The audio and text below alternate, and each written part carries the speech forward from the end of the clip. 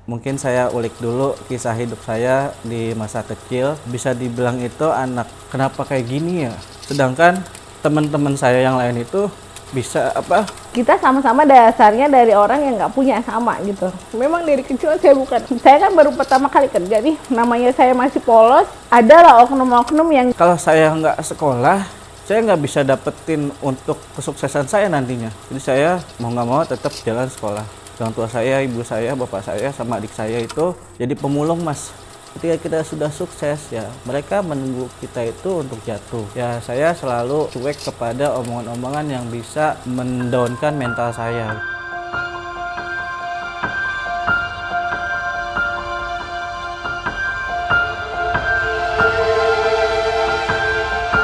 Assalamualaikum warahmatullahi wabarakatuh.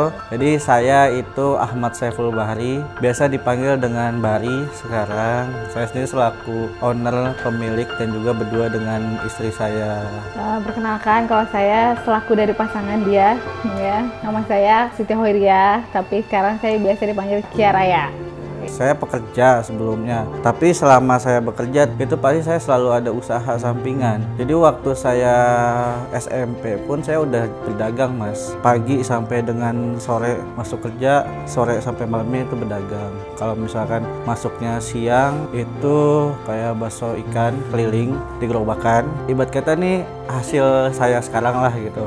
Jadi saya bangun beli di Siumang ini di tahun 2015 sambilan bekerja. Awal mulanya itu saya ngambil dulu, milih di mentah, saya goreng sendiri. Jadi dari awalnya kita ini kan bekerja di sebuah minimarket dan kita ketemu lah di situ.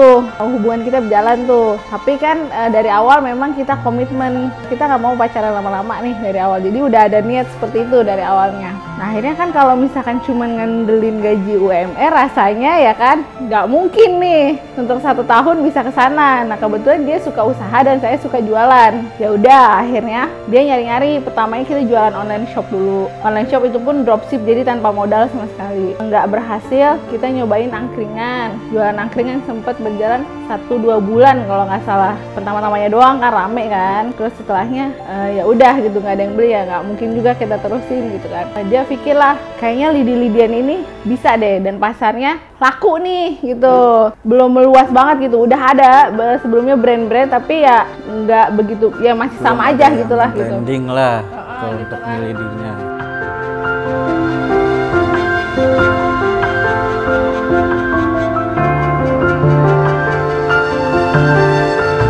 Mungkin saya ulik dulu kisah hidup saya di masa kecil. Bisa dibilang itu anak broken home. Waktu saya SD itu sempat orang tua saya tuh mau pisah cerai, lagi, tapi enggak. mau pisah ya. Saya itu sedih, Mas, ya. Karena setiap sekolah saya itu selalu dibaikin sama guru.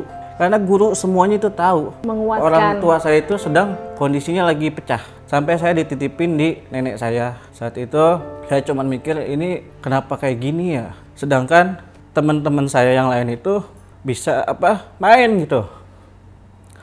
Bisa ngobrol sama orang tuanya. Tapi kenapa orang tua saya itu selalu berantem gitu. Jadi mulai saat itu saya mikir kalau saya manja begini, saya manja sama siapa? Mungkin itu yang buat saya kuat sampai sekarang. Habis itu alhamdulillah tapinya mereka bisa bersatu lagi, mungkin berpikir dengan anak-anaknya. Tapi sebelum mereka bersatu itu, saya SD sekolah di Lenteng Agung, Jakarta Selatan. Tapi saya tinggal dengan orang tua saya di Bojonggede. Itu saya bejubel naik kereta dari Bojonggede sampai dengan Lenteng Agung sendirian. Dan bahkan saking bejubelnya saya niatin buat naik di atas waktu itu. Kalau saya nggak sekolah, saya nggak bisa dapetin untuk kesuksesan saya nantinya. Jadi saya mau nggak mau tetap jalan sekolah.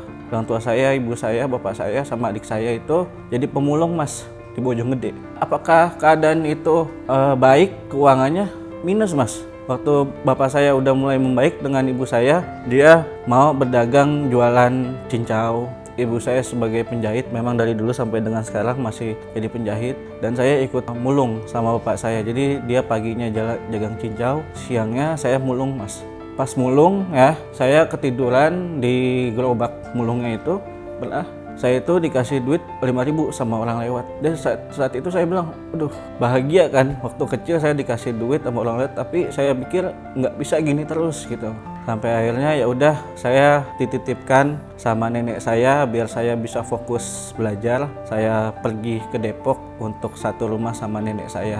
Dan sekolah pun dari Depok ke Lenteng Agung lebih dekat. SMP itu sudah membaik kehidupan saya, tapi nggak dikatakan orang yang punya. Orang tua saja itu motor itu bukan motor pribadi, dia motor itu gadian dari orang. Jadi nggak bisa untuk beli motor pribadi. Perjalanan hidup dari kecil itu yang mungkin bisa menguatin saya sampai sekarang. Ketika saya bekerja, saya nggak takut kehilangan uang, karena saya udah terlatih mentalnya untuk bisa hidup dengan sendiri, untuk bisa mencari penghasilan tambahan sendiri. Kita sama-sama dasarnya dari orang yang nggak punya sama gitu. Saya dari SMP udah yatim ya. Terus pas sekolah SMP, semenjak bapak saya meninggal itu,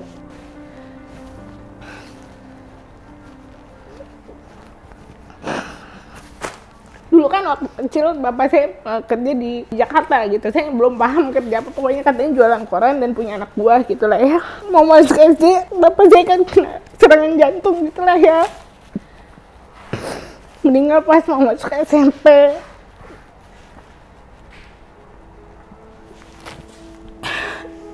Dari bapak saya kena serangan jantung pas mau SD, itu ibu saya udah biasa nyari uang sendiri kan, jadi tukang gorengan gitu. Dibantuin sama bapak saya jadi guru ngaji, tapi bantuin produksi lah istilahnya gitu ya. Kan udah nggak ada yang bantuin bapak saya, umi saya buat bikin gorengan segala macam, risol gitu. Malamnya saya bantuin bikin lontong gitu. Jam 3 pagi saya bangun buat gorengan gitu. Karena kan saya sadar diri ya, orang tua bukan orang tua yang mampu lah gitu, apalagi janda. Kok saya malu kalau saya harus minta uang jajan meskipun cuma 1.000 gitu kalau dulu ya. Dari uang gorengan itu saya ambil paling banyak 2.000 buat saya jajan. Itu kan saya pulang pergi sekolah kan sekitar 1 kilo, itu tuh paling saya jalan kaki gitu aja lah. Pas udah lulus SMP tuh ibu saya emang udah biasa nyari duit sendiri, tapi dia kayak nggak siap gitu jadi single parent kan. Dia goyah, jadi dia banyak hutang. Dia akhirnya nggak kuat kalau tinggal di kampung itu, karena kan udah banyak yang datang ke rumah kan. Rumah saat itu juga semenjak bapak saya meninggal, saya numpang sama nenek, karena itu kan rumah warisan bapak lah gitu. Ibu saya keluar dari kampung buat jadi ART. Dari jadi ART itu SMA, kalau saya pulang kerja terus saya minta nih sama orang tua saya, ada kuli gosok gak gitu. Jadi saya bantu gosok, ya lumayan lah 10.000, 50.000 kan.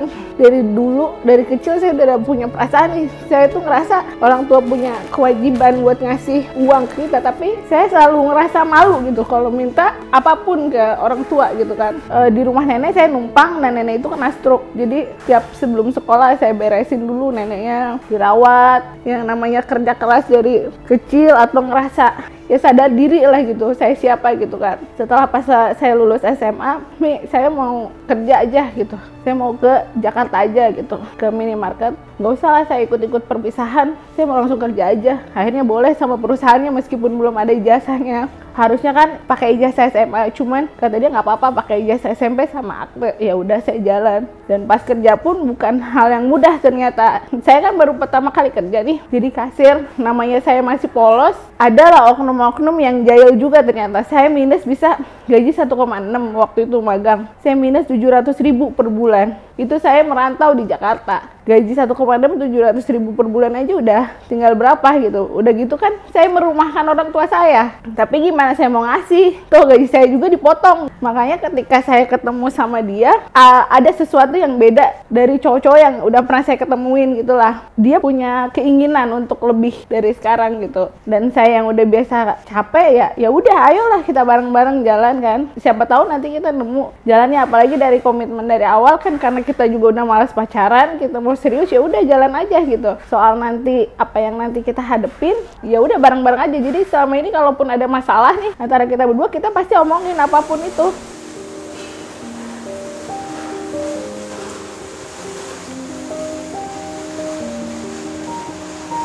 Saya memang belum pacaran sama ini Bebep ya, saya manggilnya Bebep ya.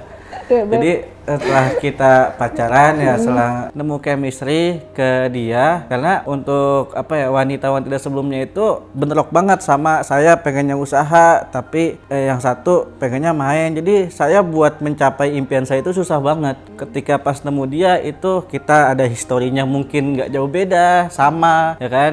Terus visi misi kita pun ke depannya tuh sama gitu. Jadi uniknya itu kita ditemuin di waktu yang pas ya.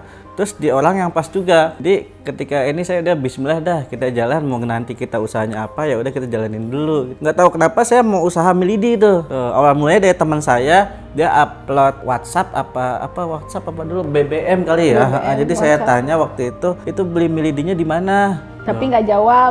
Dijawab. Ngapain nanya-nanya? Kalau mau beli mah di saya aja gitu.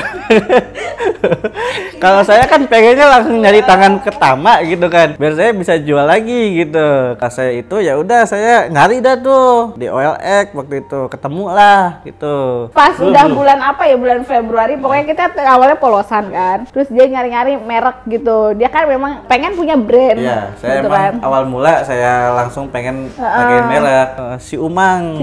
Si Umang itu kan kayak nama orang Sunda ya kan.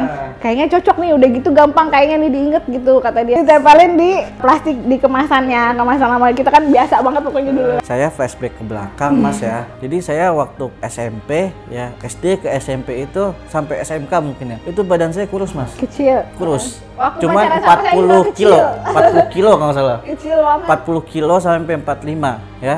Jadi kalau saya main sama teman-teman saya tuh lagi jalan ya, ada angin nih, itu saya selalu dibully gitu.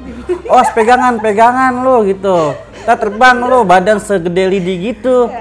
Jadi saya waktu kecil saya sering dibully, badan saya mirip sapu lidi, milidi, tapi sekarang saya jadi pengusaha milidi beneran gitu loh. Jadi pada waktu saat itu kan saya gimana cara ngelawannya? Dalam hati saya cuman bisa marah dalam hati, tapi saya kesel, tapi ya udahlah emang begini badan saya kan waktu itu gitu. Tapi karena mungkin kesabaran saya begitu, mungkin ada feedback ke depannya gitu loh. Ternyata ada hikmahnya juga. Jadi ya. menurut saya itu buat teman-teman mungkin yang sekarang dibully karena apa ya. Iya, bisa jadi untuk kedepannya itu bakal jadi bagus gitu loh. Tapi intinya kan kita dibully, diejek itu, kita ya sabar aja, nggak usah melawan. Karena kan buktikan dengan hasil nanti prestasi.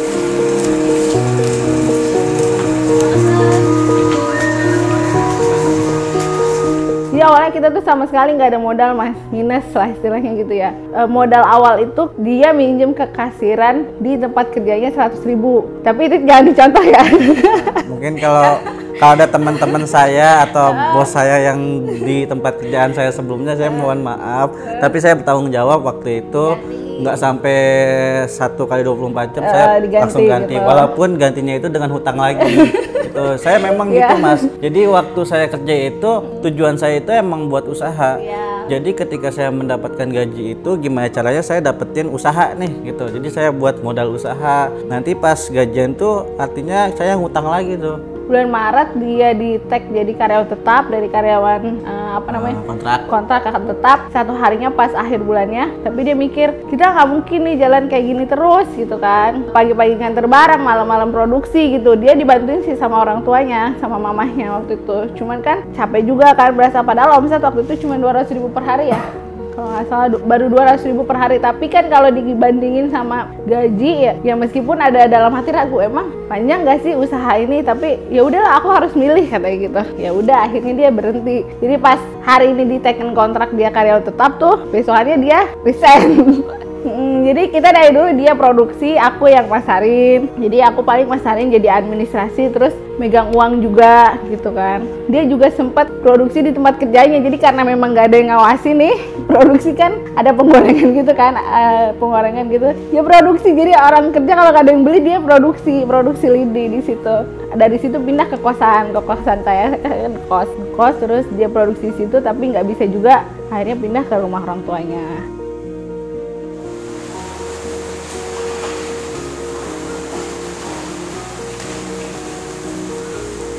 Kita baru pacaran kalau nggak salah setengah tahun, 6 bulan. Jadi komitmen di awal kita 1 tahun aja deh pacaran gitu. Jadi dari awal emang udah ada rencana baik, padahal kita sama sekali nggak ada tabungan loh.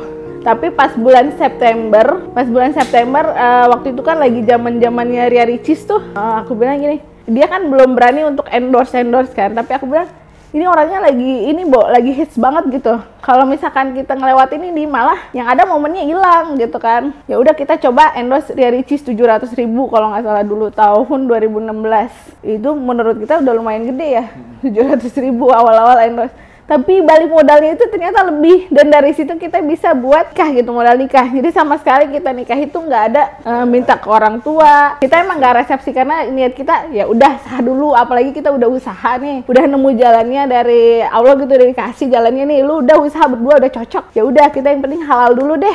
Endorse jadi karena kita merasa berhasil dari endorse, ya udah coba aja terus endorse karena kan dulu zaman Instagram nih. Ya udah kita coba nih endorse siapa meskipun tidak seberhasil di awal ya. Lumayan banget deh ya, pokoknya ya lumayan deh kalau dari endorse, ada yang balik modal, ada yang enggak, tapi ya udahlah, kita yang namanya juga promosi kan, ada yang berhasil, ada yang enggak gitu. Pas mulai besarnya itu pas hamil anak pertama ya. Ya, kita dikasih anak pertama, alhamdulillah. Lagi hamil tuh itu langsung boom bener-bener banget ya. Dari naiknya itu bisa 1000% gitu. Jadi kayak bener-bener ya udah rezeki anak gitu.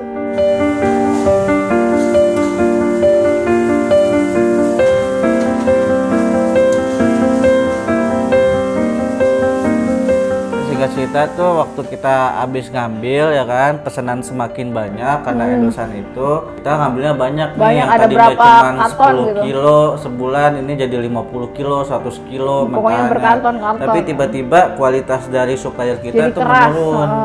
Di pikiran saya itu kan, kalau misalkan saya ganti supplier, ada kemungkinan ketika nanti pesanan bertambah berkurang lagi nih kualitasnya. Jadi saya mikir waktu itu kenapa saya nggak coba sendiri bikin dulu. Butuh waktu kurang lebih 3 bulan ya.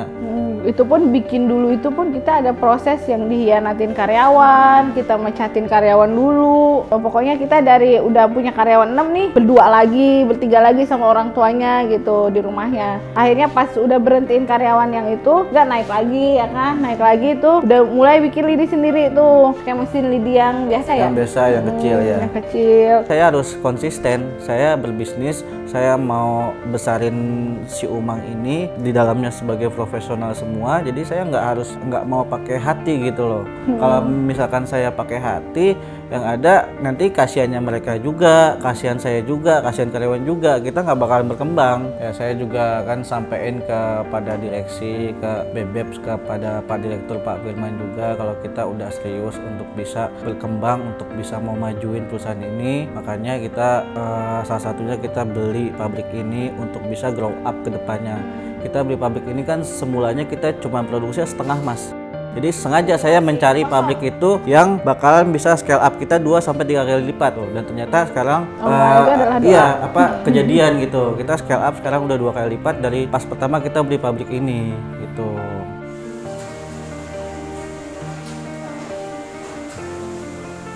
Kita produksi udah ada di 8 tempat, Mas. Pertama di rumah, 2 di Depok, ketiga juga di Depok, keempat juga masih di Depok, kelima di Parung Bingung, ke Pamulang, terus abis ini langsung ke sini. Kalau kita nggak maksain, ya malahan kita sendiri yang repot. Dan itu saya sendiri yang memutuskan buat jangan di zona nyaman. Maksudnya gimana? Mungkin banyak pelaku usaha yang nyaman di tempat tinggalnya mungkin ya, karena satu bisa menghemat operasional. Yang tadinya dia enggak mengeluarkan dana untuk sewa, jadi ngeluarin dana untuk sewa nih kalau misalkan keluar. Kalau kita di tempat kecil-kecil mulu, ya nanti kita kalau dikasih yang besar, istilahnya kita nggak mampu gitu. Artinya gimana caranya kita buat scale up bisnis kita harus cari wadah yang besar dulu nih gitu. Ketika kita udah nemuin tempatnya, kalau kitanya positif ya dan berjuang untuk semuanya untuk lebih baik, pasti nanti dikasihnya untuk yang lebih baik juga, Mas.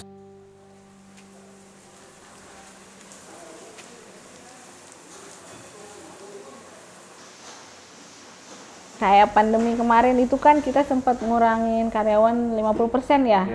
Tapi setelah tahun 2022 ya, yang baru TikTok muncul, ikut andil, ikut campur kan, saya di rumah total tuh promosi gitu. Saya bilang ke karyawan di depan semua orang, saya bilang gini, mudah-mudahan dengan datangnya saya lagi ke sini, karyawan yang sudah dirumahkan bisa balik lagi kerja di sini gitu. Dan alhamdulillah setelah omongan itu ya Terbukti. bahkan orang yang belum pernah kerja di sini pun balik lagi ikut kerja gitu di sini gitu. Jadi recovery dari pandemi itu udah bahkan melebihi dari sebelum pandemi sekarang gitu. Semenjak kita eksis di TikTok. Saat ini karyawan kurang lebih udah 136 orang ya. Dari awal kita cuman berdua ya, dibantu sama mama saya, sama bapak saya juga, sama adik saya juga ikut bantu. Sampai sekarang alhamdulillah sudah berjalan 7 tahun, 136 orang. Kalau untuk bahan-bahan awal mula kita kan bumbu itu kan ngambil dari warung-warung Mas ya, ngambil dari warung-warung yang udah ada tuh. Waktu itu kan udah banyak banget tuh bumbu-bumbu dari snack makanya ini saya ngambil dari situ, dari yang sasetan sampai yang 1 kilo. Semakin banyak pemesanan bumbu kita, ternyata banyak supplier yang mendekati kita untuk bisa kerjasama gitu. Jadi kita sudah kerjasama juga sama supplier dari bumbu, plastik, kemasan dan lain-lainnya. Sapu lidi bisa dimakan. Saya kan orangnya iseng Mas ya, jadi gimana caranya produk saya itu beda daripada yang lainnya, maupun itu dari bentuk kemasannya, dari cara pemasarannya, ataupun dari rasanya dan lain-lainnya. Yang penting gimana nih, gua nih ada bedanya nih produk gua nih. Makanya kita harus bikin sesuatu yang beda nih. Katanya nih aku mau jual tapi kan posisi masih lidi mentah ya, tapi nggak bisa segede gitu juga. Akhirnya dibuatin lah sama, terus iketannya gimana kan, waktu itu mikir ngiketnya gimana gitu kan, masih nyobain pakai karet ya. Itu semua kita sendiri lah, itu trial errornya. Pokoknya pakai karet, terus pakai tali rapia malah langsung tali rapia kan, namanya sapu lidi asli itu kan ya kan, di rumahan itu kan pasti pakai tali rapia ya. Saya pakai tali rapia beneran gitu, supaya bener-bener mirip gitu. Tapi kan ini emang bisa dimakan nanti, emang buat makanan. Iya, udah gitu kita coba pakai karet tapi dilapisin sama kertas minyak, karena kan nggak food grade kan. Tapi putus, karena kan milidi itu kan habis digoreng kan panas. Banyak komplain lah gitu. Panas, dikaretin, dan ternyata pas sampai sono tuh pada putus. Akhirnya karetnya yang tadinya ada di iketan jadi ada di bawah gitu. Jadi ada karet di bawahnya. Jadi lama-lama kita mikir nih nggak bisa nih pakai karet, nggak food grade juga, terus pasti nanti banyak komplainan juga. Akhirnya pakai kertas minyak, terus pakai double tip ya, digulung-gulung gitu. Ya, jadi dari iseng aja sih, yang namanya milidi itu kan pasti mirip sapu lidi ya kan. Milidi kan asli dari lidi-lidian sapu ya kan, tapi kenapa nggak dibentuk aja langsung mirip sapu lidi. Waktu itu saya coba-coba gulung, mirip juga ya gitu, mirip juga. Milidi itu utamanya dengan bentuknya seperti sapu lidi. Kita juga ada milidi yang kemasan kecilnya, ada yang ini, ada keripik pisang, ada mikres ini juga dari milidi dia, tapi dihancurin, diklemes gitu. Ada makaroni, ada bakso aci, ada lumpia gulung ya, itu kan sebagai pendukung dari produk utamanya sih. 13 varian rasanya.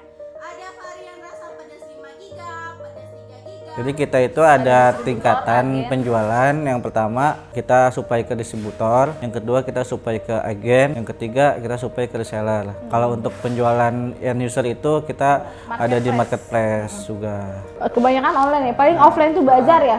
Jadi kita tahun 2017 sampai 2019 itu kita sering bazar Mas. Kita ada daftar IO di WhatsApp tuh. Jadi setiap IO tuh ngirimin kita nih, minggu ini bazar di mana, minggu ini bazar di mana. Pasti kita ikut tuh. Ikut. Berapa bungkus Beb? Kalau dari TikTok aja kita bisa jual 2000 bungkus ya per hari. Itu TikTok aja. TikTok aja kita bisa jual 2000 bungkus per hari ya, kayak gini nih. Yang kecil. Sapu lidi yang 30 cm. 15 ribuan harga normalnya. Jadi belum dari pengambilan distributor dan agennya. Berapa? Produksi berapa kilo? Kalau- berapa ratus kilo? Kalau kilo berapa ya? Kalau satu orang itu 50 kilo. Banyak yang Mas ya. Nanti kita bisa langsung lihat. Masalahnya yang hire udah bukan kita, jadi kadang-kadang kita taunya omset aja udah gitu. Jadi 1 bulan itu kita bisa kedatangan 2 kali pengiriman tepung 1 tronton besar Mas. 300 ton ya? 300 lupa pokoknya yang hire itu semua udah Pak Firman itu sih. Jadi kita udah gak terlalu musingin itu jadinya. Jadi kita sekarang fokus ke digital marketing ya. Gitu. TikTok lagi naik-naik banget kan. Kita udah ketinggalan banget nih, tapi ya kita nggak boleh nyerah dulu ya, jalan dulu aja gitu. Dan alhamdulillah ya dalam waktu berapa? 2 bulan ya? 2 bulan apa 3 bulan followers yang dari 20.000 ke 400.000. Dan itu omsetnya benar-benar berkali-kali lipat lah. Nambah lagi karyawan waktu itu. Jadi ya udah kita cuman belajar aja ini TikTok algoritmanya kayak gimana sih gitu. Pokoknya kita yang penting rajin konten aja.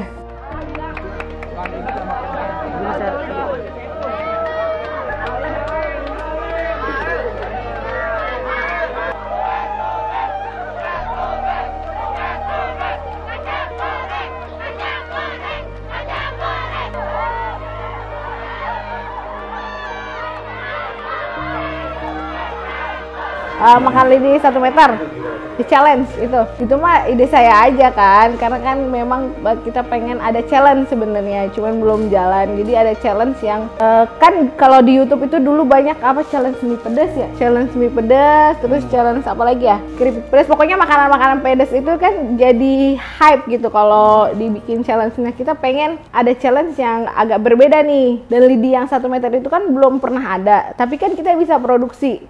Gitu kita mikirin lah tuh apa alatnya, terus produksinya kayak gimana gitu. Makanya kita coba adain di sini dulu. Rencananya sih mau tour Jabodetabek dulu. Tapi mungkin nanti kita bentuk tim dulu supaya bisa siap untuk keluar. Iya, keluar.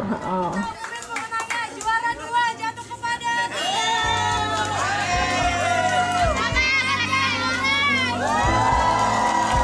juara pertama jatuh kepada tim Kunci sukses intinya itu jangan pernah dengerin apa kata orang lain. Itu banyak banget yang mau menjatuhkan kita, dan juga kita harus bisa berbagi ke sesama Mas. Pertama yang terdekat dulu siapa sih? Orang tua. Saya mau orang tua saya itu ya udah menikmati nantinya. Sebisa mungkin saya membahagiakan orang terdekat, dan juga jangan pernah dengerin apa kata orang, apalagi kalau kita lagi mau nanjak. Ketika kita sudah sukses ya mereka menunggu kita itu untuk jatuh. Ya saya selalu cuek kepada omongan-omongan yang bisa mendownkan mental saya. Ketika kita udah nemuin partner yang cocok, ya semua jalan kayak kebuka aja gitu.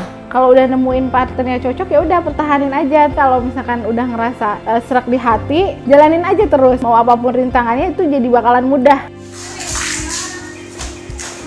Makasih banyak buat ada di hidup aku ya, karena aku nggak tahu kalau misalkan kamu nggak datang waktu itu, mungkin saya banyak usahanya tapi saya nggak mungkin sampai bisa dapat segini banyaknya. Bebep ini kan sebagai pasangan pelengkap saya, jadi makasih banyak banget buat bisa ngarahin saya sampai dengan kita sama-sama bisa bahagia sekarang, dan kita saatnya untuk memberikan timbal balik ke orang-orang yang kita sayangi. Saya jadi tahu tujuan saya tuh ngapain sih gitu. Dia yang selalu ngasih hal-hal positif. Semenjak bertemu sama dia, saya ya udahlah lepasin semua beban yang di pikiran saya, yang kejadian-kejadian saya di masa kecil yang nggak enak. Semenjak ketemu sama dia, saya jadi nggak pernah benci sama orang gitu. Jadi saya kalau nggak suka sama orang ya udah di skip aja gitu, nggak usah dipikirin ngapain. Itu cuman buang-buang waktu. Dan mungkin hal positif itu juga yang akhirnya buat kita jadi dikasih berkah lebih gitu sama yang di atas.